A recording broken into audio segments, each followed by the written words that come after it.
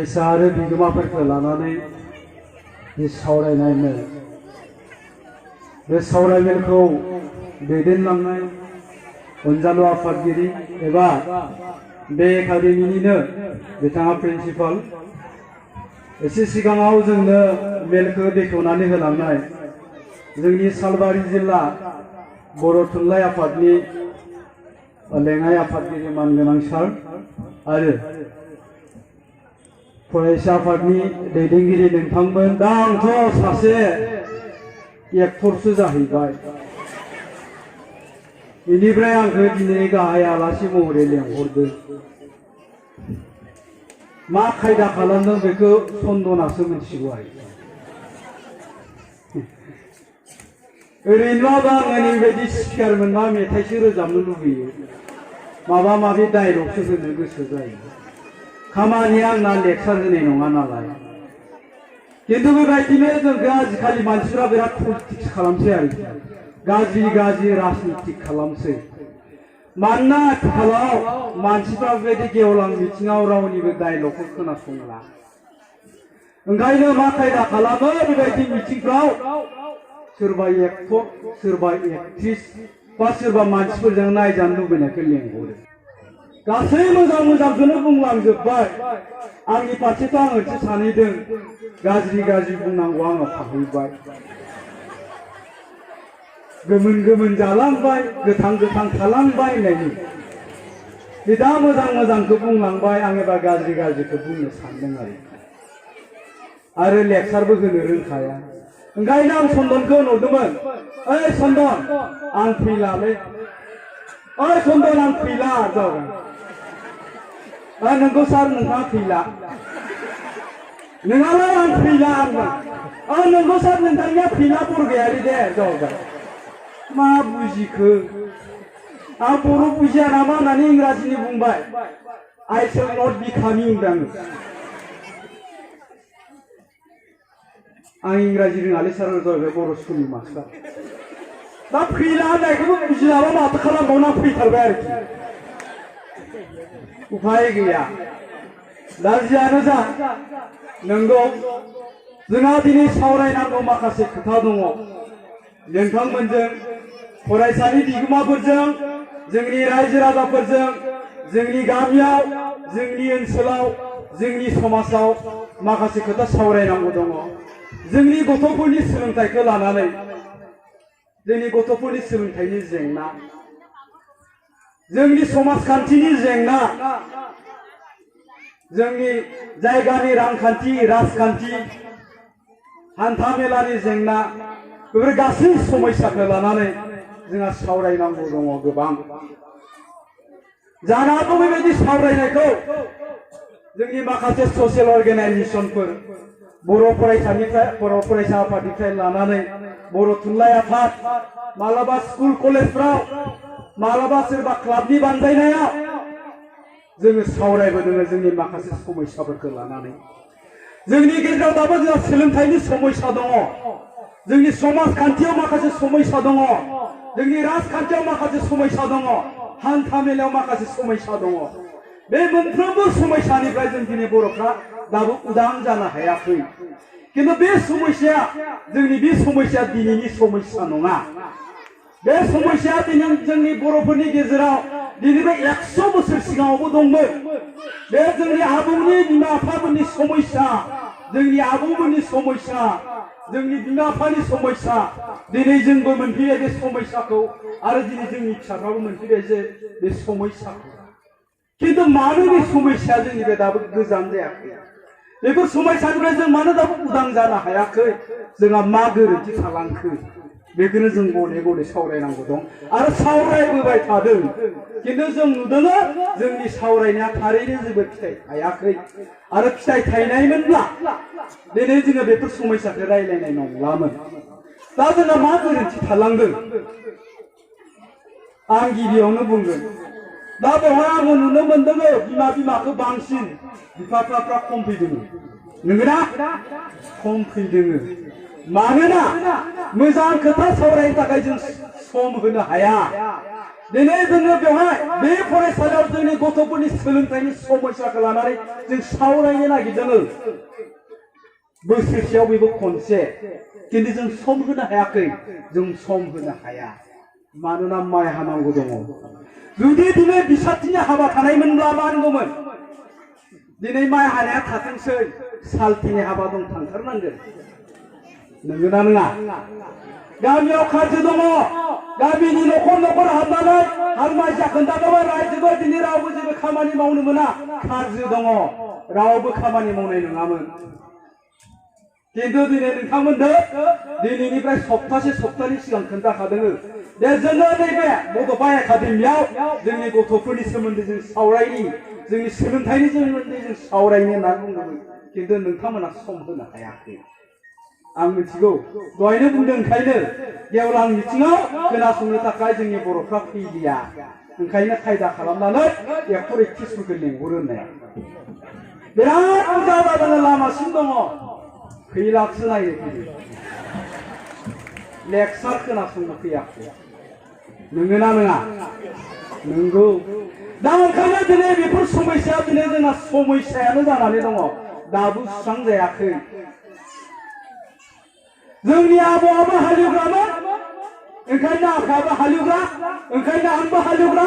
आरो आंनि फिसायाबो हालेवग्रा आंनि आफायाबो खामला मावग्रामोन माना आबौआनो खामला मावखाग्रामोन ओंखायनो आंबो खामला मावग्रा आंनि फिसायाबो खामला मावग्रा गतिके मा बे समस्यायानो जानानै दङ गतिके जोङो समस्याखौ सुस्रांनो गोनांब्ला जोंनो सावरायनाय नांगौ बेबायदि आरो सावरायनायखौ बे लेक्सार होनायखौ खोनासंग्रा नांगौ खोनासंनानै बे लेक्सारखौ फल' खालामग्रा जोंनो नांगौ रायजो राजा नोंथांमोन गारजेन नोंथांमोन होमबानो बे समस्याया जोंनिफ्राय गोजान जालांगोन दा आं खावलायदों ओंखायनो दहाय जोंहा सारा माखासे मोजां मोजां खोथा बुंलांबाय बेफोर खोथाफोरखौ गोसोआव ला दा जियानो जा समनि आंखाल आं गोलाव बुंखादों दा दिनै नैबे जायगायाव कालपानि बायदि जायगायाव गोसोम दै ना मा होनना बुङो कालापानि बड'फा एकाडेमि बर' मिडियामनि प्राइभेट स्कुल मोनसे खुलिदों दिनैनि जुगाव बेबायदि बर' मिडियाम प्राइभेट स्कुल खुलिनाया बिराद गिदिर मोनसे चेलेन्ज मानो चेलेन्ज दिनै जोंनि गोरों गोराफ्रा दैदेनगिरिफ्रा मेलेमजिबिफ्रा माखौ गोसो दङ इंलिश मिडियाम बिथांमोना इंलिश मिडियाम बिनि गेजेराव दिनै बर' मिडियाम प्राइभेट स्कुल खुलिनायानो मोनसे बिराद गिदिर चेलेन्ज दिनै जोंनि गेजेराव मोनसे खोमसि फोथायनाय दं रं कनसेप्सन दङ बर' मिडियाम फरायबा लेखा रोङा होननाय आरो बे कनसेप्सना नोंथांमोननियाव नङा गोरों गोरा लिडारफोरनियाव जाथिनि खोथा जायखौ बुंग्रा बिसोरनियाव दङ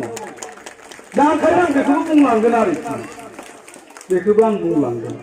जोंबो स्कुल गंसे खुलिदों सिजौ एकाडेमि 2002 मायथाइयाव मानो खुलिनो गोनां जादों बै समावबो 2002 मायथाइयाव बा बिनि सिगाङाव जोंनि जायगायावबो बै मास्टारफ्रा लेखा गोरोंफ्रा साख्रियालाफ्रा थाखा फैसा गोनांफ्रा लोब लोब लोब लोब सोरबा बर्मायाव सेन्जन नामा दं बर्मायाव सोरबा गुवाहाटियाव सोरबा जायगायाव खालि इंलिश मिडियाम होबाय होमबा सिन्था खालामबाय माखासे थुनलाइ आफादनि दैदेनगिरि जायगानि खोथा सिन्था खालामग्रा जाथिनि मोजां सिन्था खालामग्राफ्रा माबोरै जाबावगोन गासिबो जुदि इंलिश मिडियामावनो होयोब्ला बे बर' मिडियामा बोरै थांनानै थागोन मिडियाम गैयाब्ला रावा बोरै थांनानै थागोन राव गैयाब्ला जाथिया बोरै थांनानै थाबावगोन बेबायदि सिन्था खालामनानै जोंनि जायगायावबो जोङो 2002 मायथाइयाव सिजौ एकाडेमि गायसनदोंमोन बर' मिडियामनि बिनिफ्राय जोङो गामि गामि हाबदोंमोन जायफ्रा हायो साख्रियाला बिसोरनाव जों गथ' बिहैदोंमोन जे जोंबो बर' मिडियामनि प्राइभेट स्कुल गंसे खुलिबाय नोंथांमोना बे स्कुलावनो जों गथ'फोरनो क्वालिटि इडुकेसन होनो नागिरदों गुन गोनां सोलोंथाइ होनो नागिरदों मोजां मोजां रिलिजाल खालामनानै जों सिन्था खालामदों जे नोंथांमोना गथ'फोरखौ जोंनियाव होनांगौ होमबा जों मा होनदोंमोन बर'फ्रासो गाज्रि जादों बांसिन मबाव बर' मिडियाम प्राइभेट स्कुल नुफेरबायनाय जाया खुलिनोबा इंलिश मिडियाम खुलि आंबो हैगोन ओरै जायो हा जायनाव थाङो बेनि बेबायदि बुंबाय अब्ला जों सिन्था खालामबाय बेबायदिजों जानाय नंला जोङो गोरिब गुन्द्रानि न'खर न'खर हाबनोसै एडमिशन फिसा 150 मान्थलि फिसा 35 थाखा जानो गैयिफोरनो हाबबाय जोङो सिन्था खालामनाङा जों दङ जोङो बे स्कुलखौ बिजनेस खालामनो थाखाय खुलियाखै जोङो बर' बिजोङावनो जोंनि गथ'फोरनो मोजां सोलोंथाइ गुन गोनां सोलोंथाइ होनो थाखाय बे स्कुलखौ गायसनदों होननानै जोङो गोरिब गुन्द्रानि गथ'फोरखौ लानानै फैबाय 75 जोन गायसनखालि बोसोराव बेबायदिनो सानसेखालि मोनसे गार्जेन मिटिङाव बुंदोंमोन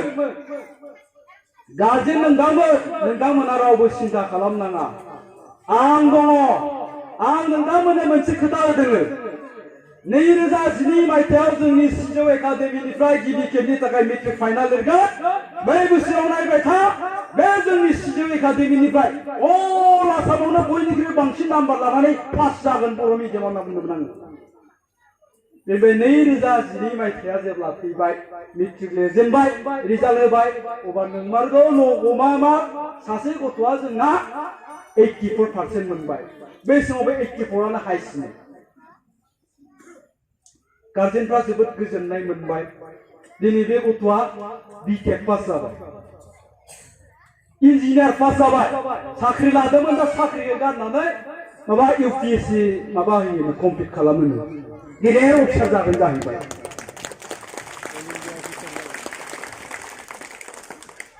दा बेबायदि आरो दानिया मा जाबाय गार्जेनफ्रा सम सम आंजों रायलायफैबाय बै समाव माबोरै जाबावगोनलै सार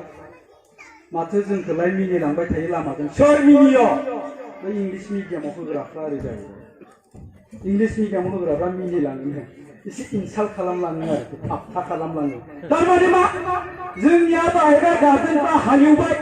दसे हालेवनानै गस्ला गिन्जिबो गानाखै फुला फुलि साथा गंसे लाना फिसाखौ बिखुङाव बानानै दोनफैबाय बिमाफ्रा माइ गायबाय नङाबा हालेवनायाव साहैबाय एबासिनो बुन्थाबो सिख्रिबो लाफानानै स्कुलाव गथ' दोनफैबाय बेखौ नुनानै मिनिगारबाय बै बेलेग मिडियामाव दोनफैनायफ्रा बेखौ नुनानै लाजिसै आरो गार्जेनफ्रा माबोरै जाबावगोन सोर माथो मिनिलांबाय मिनिनो हो जोंबो मिनिगोन मोनसे समाव होनना बुंदों जोंनि गथ'फ्रा जेब्ला मोजां रिजाल्ट खालामगोन अब्ला जों मिनिगोन बै समाव बिसोर गाबथों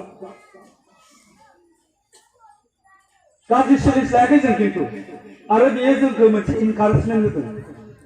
बे मोनसे बिराद गिदिर थुलुंगा होदों जोंखौ जों चेलेन्ज खालामदों नाजानि जों नोंसोरनिफ्राय साबसिन रिजाल्ट खालामगोन होननानै बेबायदिनो जोङो बोसोरफ्रामबो मालाबा 15 जन मालाबा 20 जन मालाबा 25 जन फार्स्ट डिभिजन खालामबाय जोंनि गथ'फ्रा सिजौ एकाडेमिनिफ्राय 6 जन 7 जन स्टार मोनबाय 3 4 डिस्टिंक्शन मोनबाय दानिया बैफोर स्कुलाव बैफोर इंलिश मिडियामाव बे समाव मालाबा 7 मालाबा 7 फार्स्ट डिभिजन मोनबाय बेफोर रावबो एडभान्समेन्ट लाया बिसिनिया माबा जिअ'ग्राफि ना मा दंमोन साइन्सखौनो फरायनो हाया दाना बेखौ नुनानै सिन्था खालामबाय बै गोरों गोराफ्राबो जायफ्रा सिन्था खालामदोंमोन जे बर' मिडियामाव होबा लेखा रोङा होननायफ्राबो बेखौ नुनानै साफा सानै जोंनियावबो दानिया एसे माने लेखा गोरोंफ्राबो एडमिसन लाफैग्रा जाबाय आरो बेबायदिनो लायै दा गासिबो लेखा गोरोंफ्रा सिजौ एकाडेमियावनो होजोबो सारिस'नि बारा स्टुडेन्ट दङ दा सिजौ एकाडेमियाव बे ओनसोलनि गासै गोरों गोराफ्रानो लेखा गोरोंफ्रानो दा सिजौ एकाडेमियाव होजोबो आरोखि बैसोरखौ जों बुजायनो हाबाय रिजाल्टफोर खोन्थानानै बेबायदि आरोखि दा ओंखायनो आं नोंथांमोनखौ खावलायदों जोंनि बे मोनसे खोथाखौबो बुंनांगोन दिनै हमनानै ला नैबे जोंनि बड'फा एकाडेमिनि बिल्डिं कनस्ट्राक्सनखौ नायदो नङा होमबा थरजानि बेरा जोंनाबो थरजा बेरामोन सिजौ एकाडेमिया लासैनो जोङो दा गासिबो फाक्का खालामजोब्बाय फाक्का जाजोब्बाय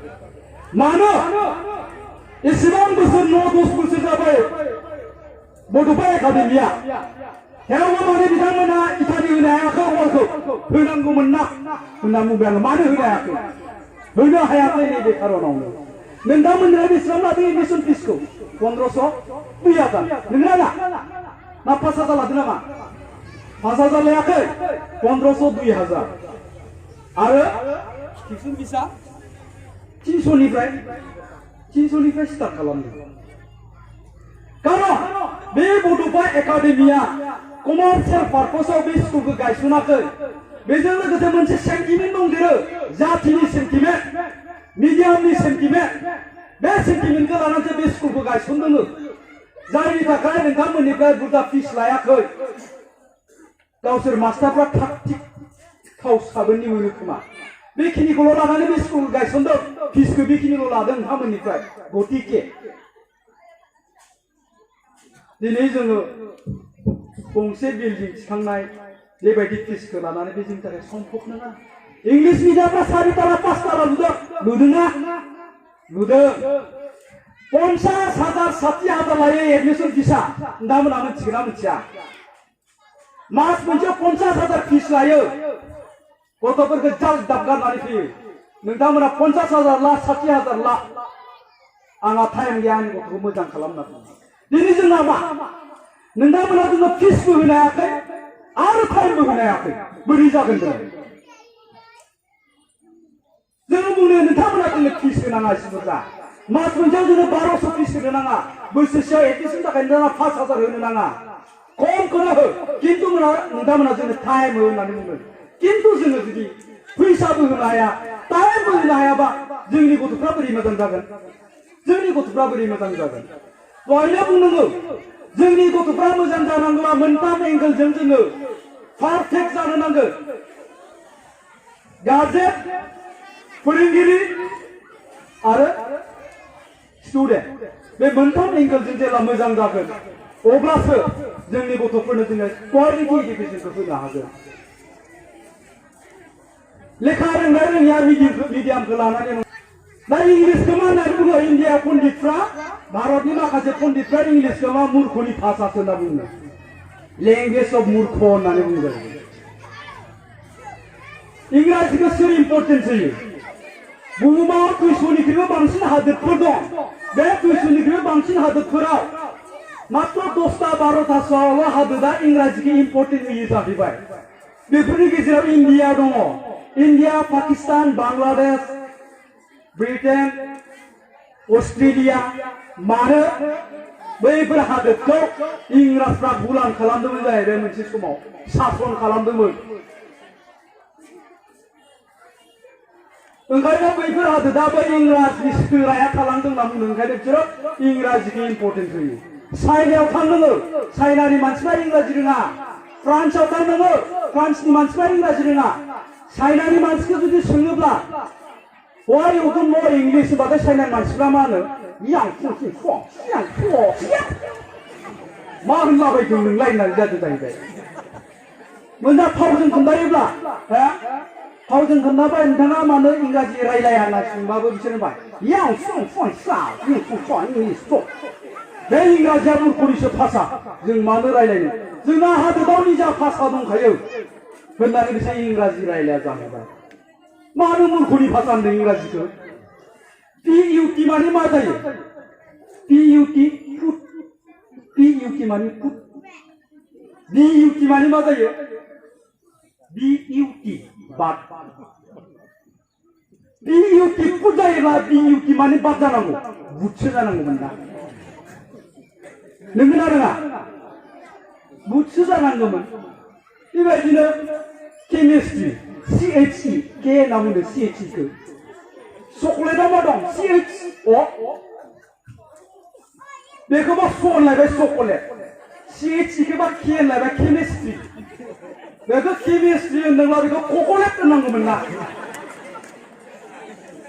ओंखायनो बेखौ मुर्खनि भाषा होननानै बुङो जोंहा मोनसे खन्थाइ दङ Jack Angelo went up the hill to fetch a pail of water. Jack fell down and broke his crown.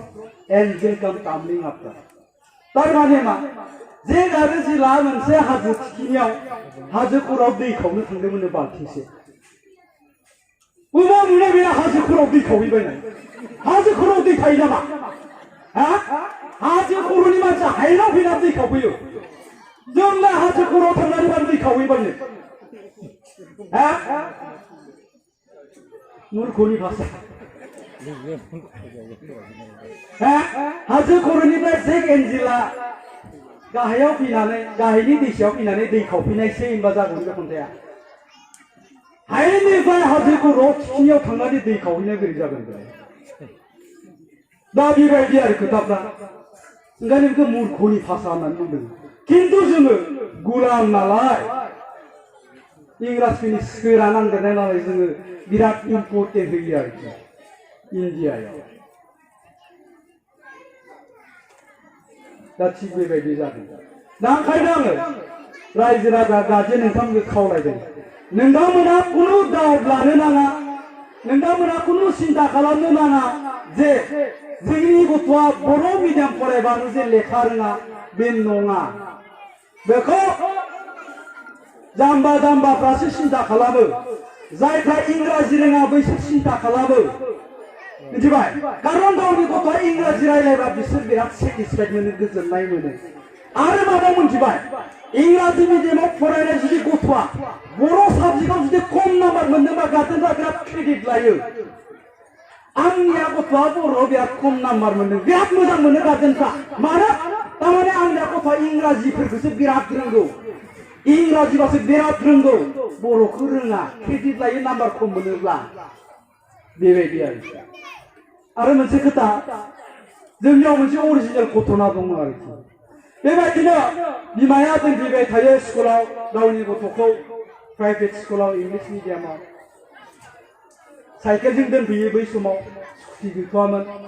साइकेलजों दोनफैबाय थायो आरोखि बेबायदिनो गथ'जों थांफा फैफा वाटार राइस माबा माबिफोरखौ एसे रोंबाय आरोखि आमब्रेला बेफोरखौ बुंनो एसे रोंहांबाय ओंखायनो एसे मानसिफोर जमा थाबाथाय साइकेलनिफ्राय लाखिनानै फिसाजों रायलायो आरो एसे इंलिश बाबा ओरै जाबाय सानसेखालि मानसिफोरनि गेजेराव बाबा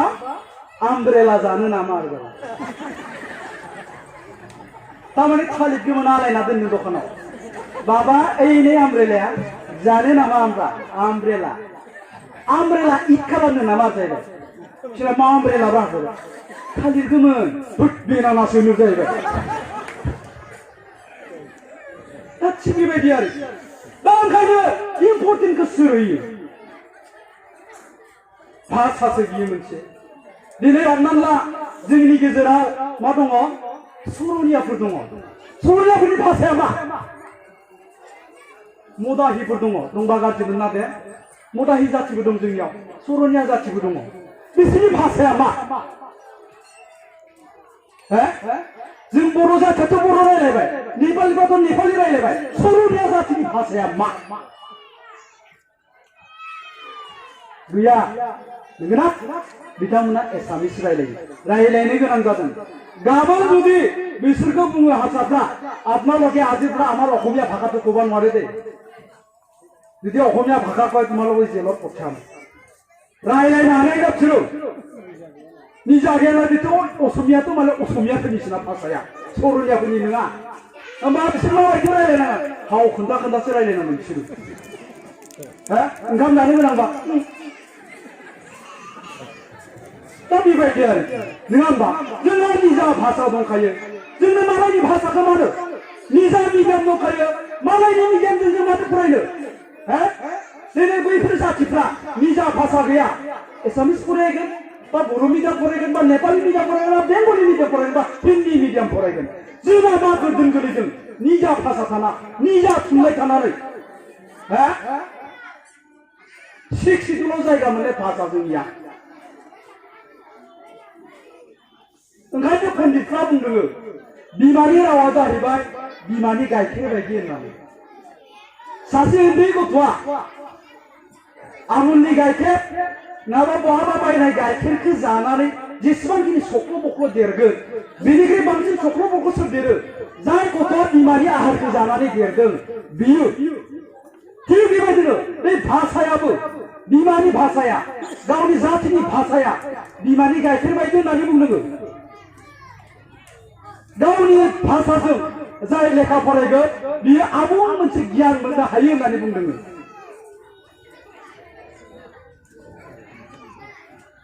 दा हमनानै ला नोंथांमोननियाव बे बड'फा एकाडेमियाव 3 बोसोरनि गथ' एडमिसन होफैदोंना 3 बोसोर 3.5 बोसोरनि गथ' दं एडमिसन जानाय बिसोरो बर' भाषाखौ मोजाङैनो रायलायनो रोङो हमनानै लादो बे बड'फा एकाडेमिया इंलिश मिडियाम स्कुलमोन दानिया बे 3.5 बोसोरनि गथ'आ जेदिनखालि स्कुलाव फैजेनो एदिनखालि होनबाय फोरोंगिरिया दाउ मासे बिरबाय दङ व्हाट इज दैट होनना बुंबाय व्हाट इज दैट होनना सोंबाय गथ'खौ बैयो मा बिलाय व्हाट इज दैट गथ'आ मा होनगोन इयो जेबो होननो हायो खारन गथ'आ जेबो बुजियाखै जुदि आं बुंनायबा बैयो मा सार इयो दाउ होननानै बुङोमोन गथ'आ गतिके मा इंलिश मिडियामाव जोंनि गथ'खौ हैनाय लोगो लोगो जों मा खालामग्रोदों भाषा फोरोंग्रोनो गोनां जादों बिसोरखौ मोनफा मोनफा दानिया जोंनि गथ'आ खै बोसोर लागोन भाषा रोंनो उन्दैनिफ्राय जोनोम जानायनिफ्राय आबुङै रोंजोबनो थाखाय 4 बोसोर नांगौ सासे गथ'नो जोंनि बर' गथ'नो साफ्रोमबो बर' रायलायबाय थादों जानायनि लोंनायनि खिनायनि उन्दुनायनि मोसानायनि थेवबो 4 बोसोर नांगोन बे गथ'नो बर' भाषाखौ रोंजोबनो दानिया बे उन्दै गथ' सासेखौ जुदि जों इंलिश मिडियामाव होयोब्ला बेसेबां नांगोन बेनि भाषा रोंजोबदों आरो बे भाषाखौ बबे जायगायाव मोनो बियो खालि स्कुलावल' मोनो बे जोंनि परिबेकनि खोथाखौ बुंब्ला स्कुलाव फैनानैल' बियो मोनो बे परिबेकखौ इंलिशनि परिबेकखौ न'आव थांनाय लोगो लोगो मा जानायनि लोंनायनि उन्दुनायनि गासिबो बर' हा बेसेबां बोसोर नांगोनबा बेनो भाषाखौ रोंजोबनो रोङा मिथिबाय इंराजि हाजार टकिं होदों बियो ग्रामारा थालांजोबदों जायाखै रायलायबाय थानायखाय एसे माने जादों लिरनो बेखौ जाया जोंनि जायगानि खोथाखौसो बुंदों दे आं बेलेग इंलिश मिडियामनि खोथाखौ बुङाखै खारन परिबेकआ जोंजों एडजास्ट नङा नट एडजास्टेड जोंजों माने जोंनि परिबेकआ इंलिशनि एडजास्ट नङा इंलिशआ जों गोरोबा मिथिबाय गथ'फोरखौ जुदि जों इंलिश मिडियामाव होनो गोनांबा जोंनि न'खरावबो मोनसे परिबेक थानांगोन इंराजिनि जोंनि गामियावबो मोनसे इंलिशनि परिबेक थानो नांगोन अब्लासो बेबायदि आरोखि दा ओंखायनो आं खावलायदों नोंथांमोनखौ जे नोंथांमोना खुनु दावट नाङा खुनु सिन्था खालामनाङा